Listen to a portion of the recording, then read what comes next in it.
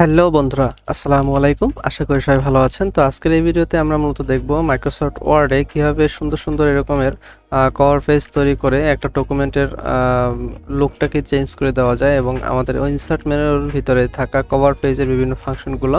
তো চলুন আর দেরি না করে আমরা ইন্ট্রোর পরে ফিরে আসি।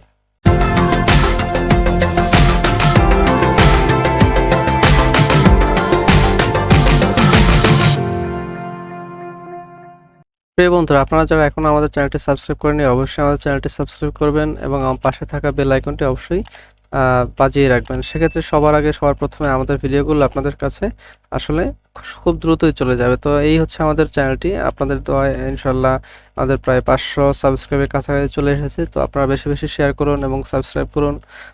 ইনশাল্লাহ আমরা নতুন নতুন ভিডিও নিয়ে আপনাদের সামনে আবার হাজির হব। তো বন্ধুরা, আমরা মাইক্রোসফট ওয়ার্ডের ধারাবাহিক টিউটোরিয়ালের আজকের পর্বে মূলত ইনসার্টের কভার পেজ সম্পর্কে আলোচনা করব। তো কভার পেজ সাধারণত যে কোনো ডকুমেন্টের প্রথমেই আমরা যে পেজটিতে ডিজাইন অবস্থায় যে কভার ইউজ করি ওটি আমাদের কভার পেজ হিসেবে ইউজ করা হয়। আর একটি ডকুমেন্ট তৈরি করার ক্ষেত্রে কভার পেজের গুরুত্ব আসলেই খুব গুরুত্বপূর্ণ, কারণ একটি কভার পেজ আপনার একটি ডকুমেন্টকে অন্যদের সামনে একটা নতুনভাবে উপস্থাপন করতে খুব সহায়তা করে। প্রথমে আমরা যে ডকুমেন্টের উপরে কভার পেজ নেব বা যে ডকুমেন্টের প্রথমে আমরা কভার পেজ নেব ওই পেজটি বা ওই ডকুমেন্টটি আমরা ওপেন করে নেব। সেক্ষেত্রে আপনি যে কোনো পেজে থাকাকালীন অবস্থায় আপনি কভার পেজ অপশনে ক্লিক করে আনতে পারেন।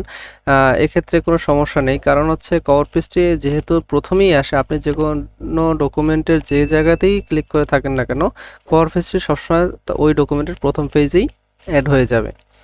তো প্রথমে আমরা ডকুমেন্টটি ওপেন করে নিলাম, এরপরে কভার পেজ অপশনে ক্লিক করব। তো কভার পেজ অপশনে ক্লিক করলে এখানে বেশ কিছু আপনারা অপশন দেখতে পাবেন। তো এখানে বিল্ড ইন অবস্থায় কিছু টেমপ্লেট অলরেডি দেওয়াই আছে। যারা latest version Microsoft Word use করতেছেন 13, 16, 19 তারা এরকমের আরও বিভিন্ন ধরনের টেমপ্লেট আমরা এখানে লক্ষ্য করব। তো যারা একটু পিছনের ভার্সন বা 2007 ভার্সন ইউজ করেন তাদের ক্ষেত্রে একটু কম থাকতে পারে। আপনারা যদি এখান থেকে বিভিন্ন কভার পেজগুলো যদি ইউজ করতে চান সেক্ষেত্রে আপনার পছন্দের কভার পেজটি এখান থেকে সিলেক্ট করে নেবেন। ধরেন আমরা এই যে ডকুমেন্টটিতে আমরা এই কভার পেজটি আমরা ইউজ করতে চাচ্ছি, সেক্ষেত্রে আমরা এই কভার পেজের উপরে জাস্ট একটি ক্লিক করব। তাহলেই আমাদের দেখেন আমাদের অটোমেটিক্যালি কিন্তু আমাদের প্রথম পেজে আমাদের কভার পেজটি অ্যাড হয়ে গেছে এবং এখানে বিভিন্ন ধরনের টেমপ্লেট করাই আছে। যেমন এখানে ইয়ারের জায়গা মানে টাইপ করার জায়গা দেওয়া আছে, ডকুমেন্টের টাইটেল কি দিতে যাচ্ছেন সেক্ষেত্রে টাইটেল দিতে পারবেন। আপনার এখানে অথরের নাম, কোম্পানির নেম, ডেট এগুলো আপনি অটোমেটিক্যালি এখানে জাস্ট টাইপ করলেই বসাতে পারবেন। মানে অলরেডি আমাদের কভার পেজটি সব কিছু ডিজাইন করা, আপনি শুধু আপনার তথ্যগুলো ইনপুট দিলেই আপনার কভার পেজটি রেডি হয়ে গেল। তো এই হচ্ছে কভার পেজের বিল্ট ইন টেমপ্লেটগুলো। এখানে বিভিন্ন ধরনের টেমপ্লেট আছে। এছাড়াও যদি আপনার আরও টেমপ্লেট দরকার হয় সেক্ষেত্রে মাইক্রোসফটের যে office.com আছে সেখান থেকে আপনারা অ্যাভেলেবেল কভার পেজগুলো ডাউনলোড করতে পারবেন। তো এছাড়া যদি কোনো ডকুমেন্টে অলরেডি কোনো কভার পেজ ইউজ করা থাকে, আপনি চাচ্ছেন যে কভার পেজটি ইউজ করবেন না বা অফ করে দেবেন, সেক্ষেত্রেও আপনার একই নিয়ম। আপনি ওই ডকুমেন্টে থাকাকালীন অবস্থায় যে কোনো জায়গাতে ক্লিক করে আপনি কভার পেজে যাবেন এবং এখান থেকে রিমুভ কারেন্ট কভার পেজে ক্লিক করবেন। তো তাহলেই আপনার এই ডকুমেন্টের ভিতরে থাকা কভার পেজটি চলে যাবে। যেমন এই একটি কভার পেজ ডিজাইন করা হয়েছে। তো এরকম যদি আপনারা কোনো ডিজাইন করতে চান সেক্ষেত্রে অবশ্যই আপনারা এখান থেকেই ডিজাইন করতে পারবেন। তো প্রথমে আপনারা এরকম একটা ব্যাকগ্রাউন্ড হয় নিজেরা তৈরি করে নেবেন বিভিন্ন শেপের মাধ্যমে, অথবা আপনি অনলাইন থেকেও বিভিন্ন ধরনের এরকমের ব্যাকগ্রাউন্ড তৈরি করাই পাওয়া যায়।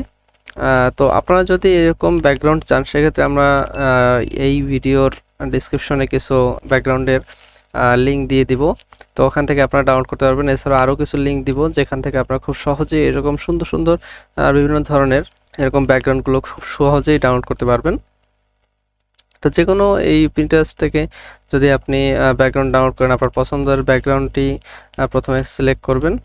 ক্লিক করার পরবর্তীতে এটি বড় আকারে আসবে, তারপরে রাইট পাশে ক্লিক করে open image in new tab. তো এখান থেকে যখন ইমেজটি বড় আকারে বা ফুল রেজলিউশনে আসবে জাস্ট আপনি রাইট পাশে ক্লিক করবেন, সেভ ইমেজ আজ ক্লিক করবেন।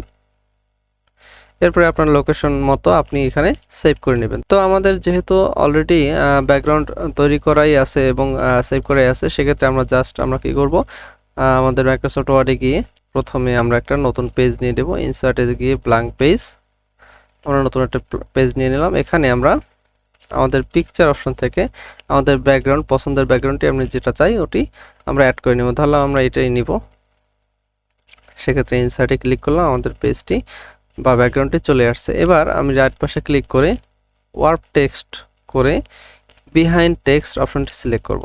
এতে আমরা এর উপরে লেখা নিতে পারবো এবং ইমেজটি খুব সহজেই আমরা এক জায়গা থেকে আরেক জায়গায় স্থানান্তর করতে পারবো। এবার আমরা পেজটির সাইজ অনুযায়ী আমরা আমাদের ব্যাকগ্রাউন্ডের যে ইমেজটি আছে এই ইমেজটি আমরা এখানে অ্যাডজাস্ট করে নেব। তো আমাদের ব্যাকগ্রাউন্ডটি অ্যাডজাস্ট করা হয়ে গেছে। এরপরে আমরা ইনসার্ট মেনু থেকে টেক্সট বক্স ক্লিক করে আমরা ড্র টেক্সট বক্স এনে বিভিন্ন ধরনের টাইটেল, আমাদের একটা ডকুমেন্টের আসলে যা যা দরকার হয় আমরা টাইটেল নিতে পারবো, আমরা সাবটাইটেল নিতে পারবো, হেডিং নিতে পারবো। সাবটাইটেল বা হেডিং নেওয়ার সময় আপনারা খেয়াল রাখবেন যে যদি ফিল কালার দিতে চান, যেমন এখানে আমি যখনই এরকম টেক্সট বক্স আনলাম, এই টেক্সট বক্সের পিছনে কিন্তু একটা ফিল কালার আছে। যেমন এই জায়গায় যে সাদা রংটা দেখাচ্ছে এটি হচ্ছে এই টেক্সট বক্সের ফিল কালার। তো আপনারা যদি ফিল কালারটি না চান সেক্ষেত্রে ফিল কালারটি সিলেক্ট করে সেই ফিলে গিয়ে নো ফিল কালার দিয়ে দেবেন এবং এর যে আউটলাইন কালার আছে এই আউটলাইন কালারটিও আপনি নো আউটলাইন করে দেবেন। তাহলে কিন্তু আপনার এখানে জাস্ট টেক্সট বক্সে যদি কোনো টেক্সট থাকে সেই টেক্সটটি এখানে শো করবে। এবার আপনি আপনার মতো ডকুমেন্টের টাইটেল দিতে পারেন। ডকুমেন্ট টাইটেল লিখলাম, এরপরে আপনারা আপনাদের ডকুমেন্ট অনুযায়ী আপনারা এখান থেকে ফন্ট চয়েস করতে পারবেন। আসলে অনলাইনে বিভিন্ন ধরনের ফন্ট পাওয়া যায় যেগুলো আপনারা এখান থেকে ডাউনলোড করে নিতে পারবেন, অথবা আপনারা যদি কালেকশনে থাকে বা মাইক্রোসফটের ডিফল্ট অবস্থা দেওয়া যদি ফন্টের মধ্যে থেকে নিতে চান সেক্ষেত্রে আপনারা এখান থেকে ফন্ট মেনু থেকে সিলেক্ট করতে পারতেছেন। এরপরে আপনারা এখানে ফন্টের একটা সাইজ দিয়ে দিবেন। একটি ডকুমেন্টে আসলে কভার পেজে সাধারণত ডকুমেন্টের টাইটেল, সাবটাইটেল এগুলো থাকে। তো এই রকমের আমাদের যে অলরেডি ডিজাইনটি করা আছে এরকম আপনারা ধাপে ধাপে বিভিন্ন ধরনের লোগো, ইমেজ এগুলো অ্যাড করে নিতে পারবেন। আশা করি বন্ধুরা এরকম সুন্দর একটি কভার পেজ তৈরি করতে পারবেন। তো কভার পেজ তৈরি করার পরবর্তীতে আপনারা চলে যাবেন ইনসার্ট মেনুতে। ইনসার্ট মেনুতে যাওয়ার পরে কভার পেজে গিয়ে ইমেজটি সিলেক্ট থাকা অবস্থায় কভার পেজে গিয়ে এই যে নিচে আছে দেখেন save selection to cover page gallery. তার মানে আপনি যদি এই যে কভার পেজ এইমাত্র তৈরি করলেন এটি যদি আপনি আপনার এই জায়গার গ্যালারিতে অ্যাড করতে চান তাহলে আপনি save selection to cover page গ্যালারিতে ক্লিক করবেন। এরপরে আপনি এই যে কভার পেজটি তৈরি করলেন এই কভার পেজটির একটি নাম দিবেন, টেস্ট কভার পেজ দিলাম। এখানে আপনারা আপনাদের পছন্দ মতো নাম দিলেও পারেন, না দিলেও পারেন, জাস্ট যে কোনো অক্ষর লিখে দিলে হবে। এরপর জাস্ট আপনি ওকেতে ক্লিক করবেন। তাহলে দেখুন আমাদের কভার পেজের ভিতরে আমাদের কাস্টম কভার পেজ হিসেবে কিন্তু অলরেডি এটি দেখবেন সেভ হয়ে গেছে। এই যে দেখেন আমাদের টেস্ট কভার পেজ নামে একটি কভার পেজ সেট হয়ে গেছে। তো বন্ধুরা আশা করি এখন থেকে নিয়মিত আপনারা বিভিন্ন ধরনের ডকুমেন্টে আপনারা বিভিন্ন ধরনের কভার পেজ ইউজ করতে পারবেন। আশা করি ভিডিওটি আপনাদের ভালো লেগেছে, আর যদি ভালো লেগেই থাকে সেক্ষেত্রে অবশ্যই আমাদের চ্যানেলটি সাবস্ক্রাইব করবেন, পাশে থাকা বেল আইকনটি অবশ্যই বাজিয়ে রাখবেন। তো বন্ধুরা আবার দেখা হবে অন্য কোনো ভিডিওতে, অন্য কোনো সময়। ভালো থাকবেন, আল্লাহ হাফেজ।